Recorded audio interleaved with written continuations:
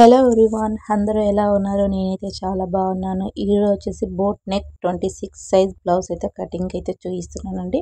అందరికి నచ్చితే ఒక లైక్ చేసి షేర్ చేసి సబ్స్క్రైబ్ చేసుకోండి. మీరు చేసే ఒక లైక్ ద్వారా ఈ వీడియో వచ్చేసి ఇంకొద్ది మందికి రీచ్ అవుతుంది. ఎవరైనా టైలరింగ్ నేర్చుకునే వాళ్ళ దాకా వెళ్ళాలంటే మీరు చేసే ఒక లైక్, షేర్, సబ్స్క్రైబ్ విలువ తెలుసుకొని అందరూ సపోర్ట్ చేయండి.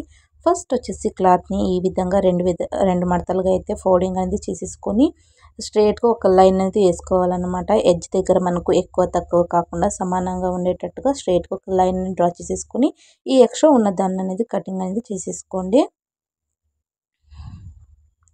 ఇప్పుడు మనము బ్లౌజ్ లెంత్ అనేది మార్కింగ్ చేసుకుందాం. బ్లౌజ్ లెంత్ వచ్చేసి మనకు ఎగ్జాక్ట్గా బ్లౌజ్ లెంత్ ఎంత ఉందో దానికి ఒక ½ ఇంచ్ అనేది ఎక్స్ట్రా కలుపుకొని మార్కింగ్ చేసుకోవాలన్నమాట. షోల్డర్ ఖర్చు కోసం ఖచ్చితంగా ½ ఇంచ్ ఎక్స్ట్రా కలుపుకోవాలి. ఇలా మార్కింగ్ అనేది చేసేసుకొని స్ట్రైట్గా ఒక లైన్ అనేది మార్కింగ్ చేసేసుకొని షోల్డర్ వచ్చేసి ఇక్కడ వచ్చేసి నేను ఇది బోట్ నెక్ కాబట్టి ఫుల్ షోల్డర్ మెజర్మెంట్ అనేది మార్కింగ్ చేసుకుంటున్నాను. 7.5 షోల్డర్ లెంత్, అలాగే ఆర్మోల్ లెంత్ కూడా అదే 7.5 ఇంచులు ఈ విధంగా మార్కింగ్ చేసేసుకొని స్ట్రైట్గా ఒక లైన్ అనేది డ్రా చేసేసుకుంటున్నాను. మన బోట్ నెక్ మాత్రం ఫుల్ షోల్డర్ మెజర్మెంట్ తీసుకోవాలి, లేకపోతే మనకు షోల్డర్ దగ్గర ఇరుక్కుపోయినట్టు ఉంటుందన్నమాట. ఇప్పుడు మనము చంక దగ్గర షేప్ దీనికి కార్నర్ దగ్గర నుంచి 1.5 ఇంచ్ ఈ విధంగా మార్కింగ్ చేసేసుకొని కర్వ్ స్కేల్ తోటి శంఖ షేప్ అనేది మార్కింగ్ అనేది చేసేసుకుందాము. ఇక్కడ చూసారు కదా, ఇప్పుడు నేను చెస్ట్ లూజ్ అనేది మార్కింగ్ చేసుకుంటున్నాను. చెస్ట్ లూజ్ ఎంతైతే ఉందో దానికన్నా కూడా నార్మల్ చెస్ట్ లూజ్ కన్నా కూడా 1 ఇంచ్ ఎక్స్ట్రా కలుపుకొని మార్కింగ్ చేసుకోవాలన్నమాట బోట్ నెక్ బ్లౌజ్కి. ఇప్పుడు నడుము లూజ్లో 26లో 4వ భాగం నడుము లూజ్ అనేది మార్కింగ్ చేసుకొని ఇక్కడ నేను కటింగ్ చేస్తుంటే మా పాప వచ్చేసి డిస్టర్బెన్స్ అయితే చేస్తూ ఉంది. చూస్తున్నారు కదా, మనం ఏదో ఒక పని చేద్దామంటే వాళ్ళ డిస్టర్బెన్స్ అనేది మనకు ఎక్కువగా ఉంటుంది. మనం కోపంలో వచ్చేసి వాళ్ళకు ఒక దెబ్బ వేసినా కూడా మనమే బాధపడుతూ ఉంటాము. కాకపోతే ఒక్కొక్కసారి ఈ విధంగా మనం ఏదో పని చేసేద్దాం, 4 రాళ్ళు సంపాదిద్దాం అన్నప్పుడు మన పిల్లలే మనకు అడ్డుపడుతూ ఉంటారనమాట. ఈ విధంగా నడుము లూజ్లో 4వ భాగం మార్కింగ్ చేసేసుకొని డాట్ కోసం 1 ఇంచు ఎక్స్ట్రా స్టిచ్చింగ్ చేసుకోవడానికి 2 ఇంచులు ఈ విధంగా అనేది మార్కింగ్ అనేది చేసేసుకోండి. చూసారు కదా, ఈ విధంగా సైడ్ స్టిచ్చింగ్ చేసుకోవడానికి కూడా మార్కింగ్ అనేది చేసేసుకున్నాను. ఇప్పుడు మనము ఇక్కడ నుంచి మనం నార్మల్ బ్లౌజ్కి వచ్చేసి మనము ½ ఇంచ్ షోల్డర్ ఖర్చు కోసం వదిలేసి మెజర్మెంట్ తీసుకుంటాం కదా. ఇక్కడ వచ్చేసి 1 ఇంచ్ వదిలేసి ఇక్కడ నుంచి మనము కొలుచుకుంటే కనుక నడుము లూజ్లో 4వ భాగం వచ్చిందనుకోండి, పర్ఫెక్ట్గా అయితే సరిపోతుంది అనమాట. చూసారు కదా, 1 ఇంచ్ డౌన్ చేసుకున్న దగ్గర నుంచి ఇక్కడ నుంచి కొలుచుకుంటున్నాను. ఇక్కడ వచ్చేసి నాకు 6.5 ఇంచులు అయితే వచ్చేసింది.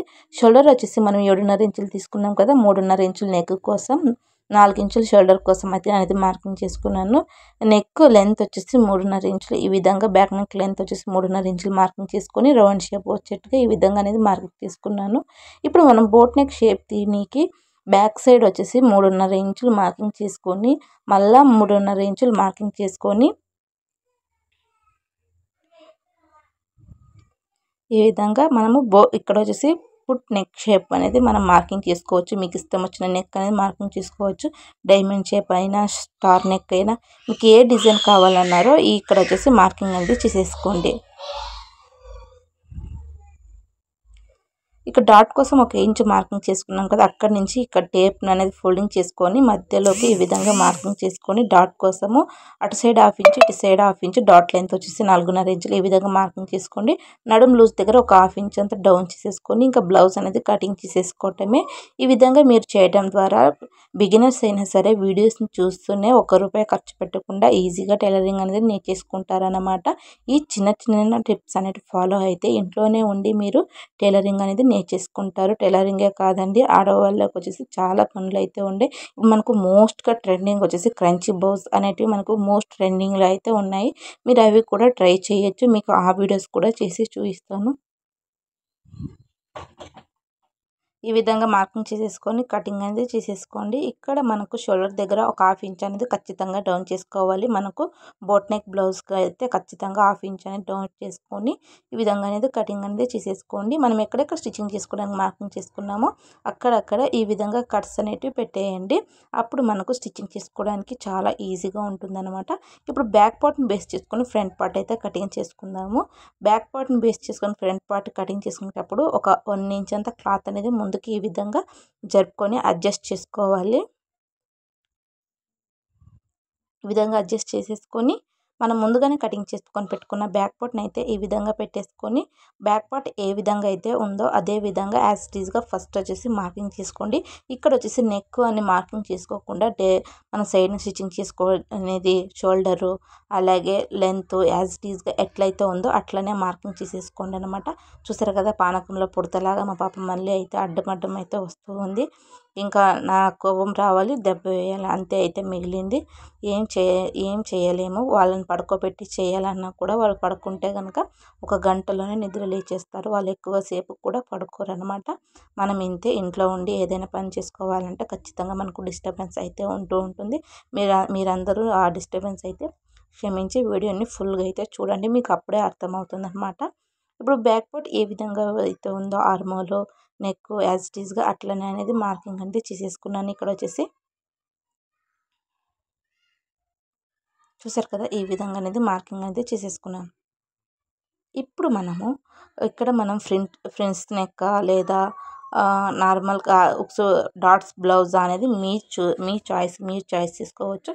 ఇక్కడ నేను ప్రిన్స్ కట్ కాబట్టి 9.5 ఇంచులు జస్ట్ నిప్పల్ డాట్కి అయితే మార్కింగ్ చేసుకున్నాను. మార్కింగ్ చేసుకున్న దగ్గర 3.5 ఇంచులు కింద వైపున 3.5 ఇంచులు ఈ విధంగా మార్కింగ్ చేసేసుకొని నిప్పల్ డాట్ కోసం మార్కింగ్ చేసుకున్నాం కదా, అక్కడ వచ్చేసి ఈ విధంగా లెంత్ అనేది చూసుకోవాలి.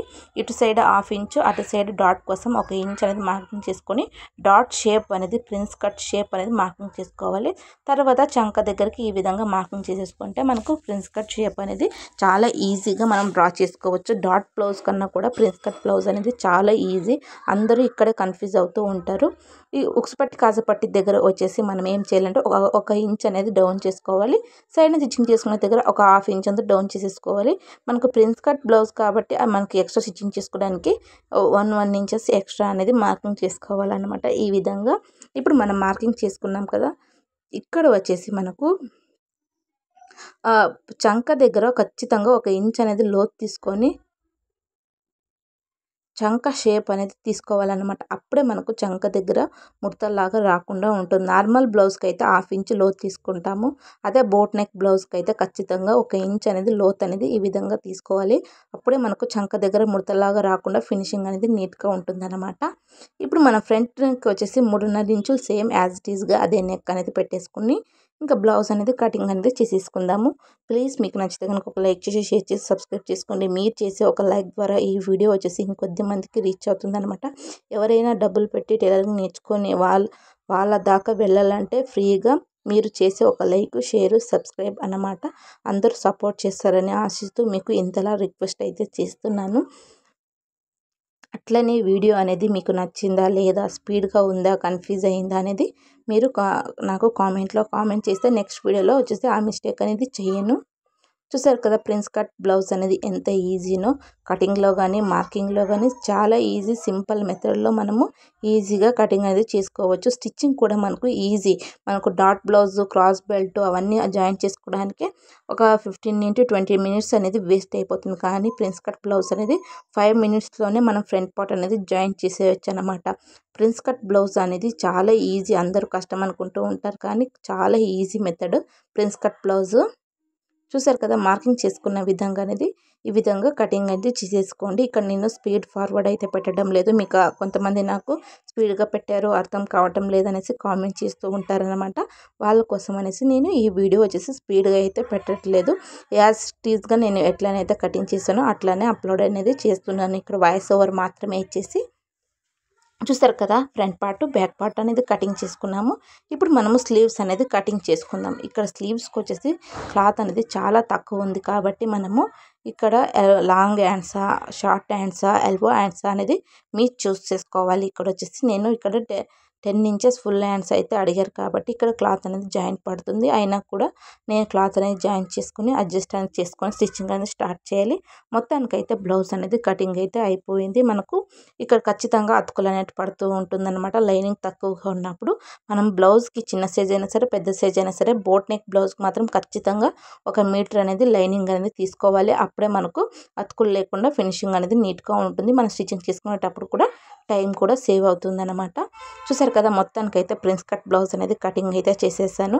మీకు నచ్చిందని అనుకుంటున్నాను. నచ్చితే అందరూ లైక్ చేసి షేర్ చేసి కామెంట్ చేయండి, సపోర్ట్ చేస్తారని ఆశిస్తూ ఈ వీడియోని అయితే ఎండ్ చేస్తున్నాను. మీకు స్టిచ్చింగ్ వీడియో కావాలన్నా కూడా నెక్స్ట్ వీడియోలో అయితే వచ్చేసి అప్లోడ్ చేస్తానండి. ఇంకొక వీడియోతో అయితే కలుద్దాం. బాయ్.